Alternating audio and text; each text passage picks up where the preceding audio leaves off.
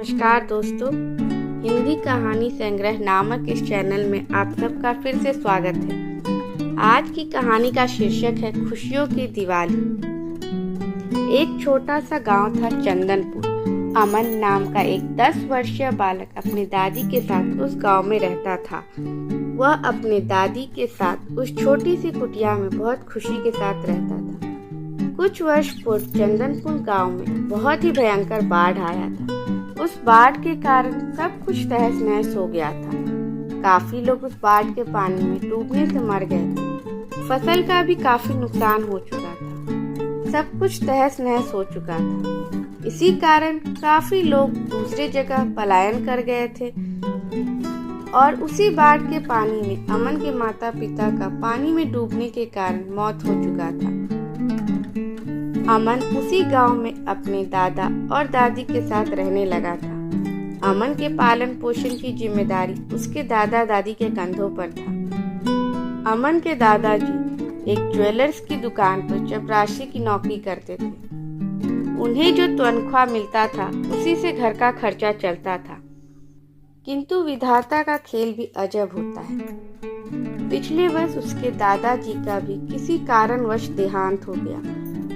इसी कारण वह अकेले अपनी दादी के साथ रहता था। उसकी दादी घर का खर्चा चलाने के लिए उसी ज्वेलर्स की दुकान में साफ सफाई का काम करने लगी। अमन की दादी को जो भी पैसा मिलता था उसी पैसों से अमन का और उसकी दादी का भरण पोषण हो जाता था। अमन पास के सरकारी स्कूल में 5वीं कक्षा में पढ़ता था। वह पढ़ने में भी बहुत ही अव्वल आता था। दिवाली का त्योहार आने वाला था। सभी लोग अपने अपने घरों की सफाई करने में व्यस्त थे। अमन ने दादी के साथ मिलकर अपने घर की सफाई कर ली। अमन दिवाली का त्योहार नाम सुनकर ही बहुत खुश था, क्योंकि पिछले साल दिवाली में दादा ने उन्हें नए कपड़े दिलवाए थे जो उसे काफी पसंद आया था। उसे लगा इस बार भी दादी उसे नए कपड़े खरीद कर ला देगी। यह सोचकर वह मन ही मन बहुत खुश हो रहा था।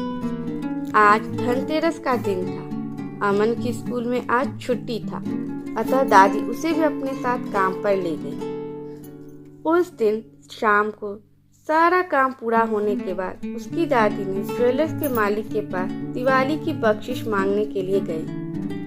दादी ने अमन को भी अपने साथ उस दुकान पर लेके गई थी। अमन ने देखा कि ज्वेलर्स ने सिर्फ दादी को बख्शिश के रूप में केवल 200 रुपए का नोट दिया और बोला कि अगले साल 2 गुना बख्शिश देंगे।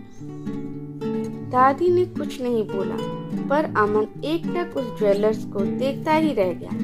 किंतु दादी ने उसे मना किया कुछ भी कहने, और फिर वो अमन को लेकर के बाजार चली गई। उसने 100 रुपए में दिवाली के लिए भगवान की मूर्ति और फूल खरीदकर घर वापस आ गई और बाकी के 100 रुपए उसने अपने पास बचा कर रख लिए। अमन जानता था कि दादी के पास अब केवल 100 रुपए बचे और 100 रुपए में उसका कपड़ा तो नहीं खरीदा जा सकता था। इसलिए उसने दादी माँ को भी कपड़े खरीदने के लिए नहीं बोला और चुपचाप सो गया। 2 दिनों के बाद दिवाली का त्योहार आया और आज दिवाली का ही दिन था। दादी ने आज अमन के लिए उसकी मनपसंद पूरी और खीर बनाई। अमन बहुत ही चाव से वह पूरी और सब्जी खा रहा था। अमन की दादी मन ही मन यह सोच रही थी कि काश आज अगर अमन के दादा जिंदा होते तो उसके लिए नए कपड़े जरूर लाते, पर आज उसके पास इतने पैसे नहीं थे कि वह उसके लिए कोई कपड़े खरीद सके। शाम को दिवाली पूजन के बाद अमन के कुछ दोस्त उनके घर आए और कहने लगे कि स्कूल के पास एक बहुत ही छोटा सा मेला लगा है। दादी ने जब यह सुना तो उन्होंने अमन को 100 रुपए देकर दोस्तों के साथ मेला देखने के लिए भेज दिया और उससे यह भी कहा कि उसे जो कुछ भी पसंद आए वह अपने लिए खरीद ले और तब घर आ जाए। मेला में पहुंचने के बाद अमन वहां की चकाचौंध देखकर एकदम से खोसा गया था।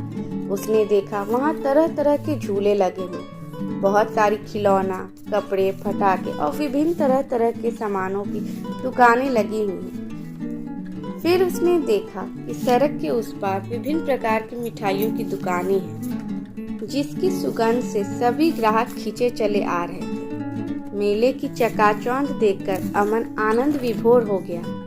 अमन के दोस्तों ने अमन को झूले के पास चलने के लिए कहा, पर अमन ने मना कर दिया। अमन के दोस्तों ने झूले का बहुत ही अच्छे से आनंद लिया और फिर उन्होंने कुछ खिलौना भी खरीदा, किंतु अमन ने कुछ नहीं खरीदा क्योंकि वो पैसों का सही इस्तेमाल करना चाहता था। अंत में उनके दोस्त मिठाई की दुकान पे गए और तरह तरह के पकवानों का आनंद लेने लगे, किंतु अमन दुकान के बाहर ही खड़ा रहा और खड़ा होकर केवल सुगंध को महसूस कर रहा था। उसने अपने पैसों को यहाँ भी खर्च नहीं किया। फिर सभी दोस्त घर वापस लौटने लगे कि तभी अमन को एक दुकान पर लोहे की चिमटा दिखा। इस लोहे के चिमटे को देखते ही अमन को याद आया कि उसकी दादी जब भी रोटी पकाती थी तो उसका हाथ जल जाता था। यह घटना याद आते ही अमन उस दुकान में जाकर उस दुकानदार से उस लोहे की चिमटा का दाम पूछने लगा। यह सुनकर अमन के सभी दोस्त हंसने लगे और उसका मजाक उड़ाने लगे और कहने लगे कि तुम इस लोहे के चिमटे का क्या करोगे। उसने बिना कुछ जवाब दिया और फिर से दुकानदार से उस चिमटे का दाम पूछा। दुकानदार ने जवाब दिया 120 रुपए। उसने अपने जेब में देखा तो केवल 100 रुपए था। उसने दुकानदार से फिर से पूछा, क्या यह चिमटा 100 रुपए में मिल सकता है? दुकानदार उसे एक बार फिर से देखा और फिर तुरंत ही हाँ कह दिया। अमन ने दुकानदार को पैसे दिए और चिमटा लेकर बड़ी तेजी से घर की ओर जाने लगा। ऐसा लग रहा था मानो उसके हाथ में कोई खजाना रखा हो। घर आते ही उसने दादी को आवाज लगाई। दादी अमन को देखकर बहुत ही खुश हुई और पूछा कि उसने पैसे को क्या खरीदा। तभी उसने दादी को वह लोहे के चिमटे दिखाया और कहने लगा कि दादी अब आप रोटी बनाते समय इस चिमटा का उपयोग करना ताकि आपका हाथ अब कभी भी नहीं जलेगा। यह सुनकर उसकी दादी एकटक उसे देखने लगी और उनकी आंखों से खुशी के आंसू बहने लगे। उसने अमन को गोद में बिठा और खूब सारा आशीर्वाद देते हुए उससे कहा, तुम अपने जीवन में खूब तरक्की करो। आज अमन और दादी दोनों के दिल में खुशी और संतोष का भाव था। सच्चे अर्थ में उन्होंने आज खुशियों वाली दिवाली मनाई थी। शिक्षा, दूसरों का मजाक न बनाएं और हमेशा सबकी भलाई के बारे में ही सोचें। आशा करती हूँ दोस्तों कि आपको यह कहानी बहुत ही पसंद आई होगी। अगर आपको यह कहानी पसंद आई तो मेरे चैनल को लाइक, शेयर और सब्सक्राइब जरूर करें। धन्यवाद।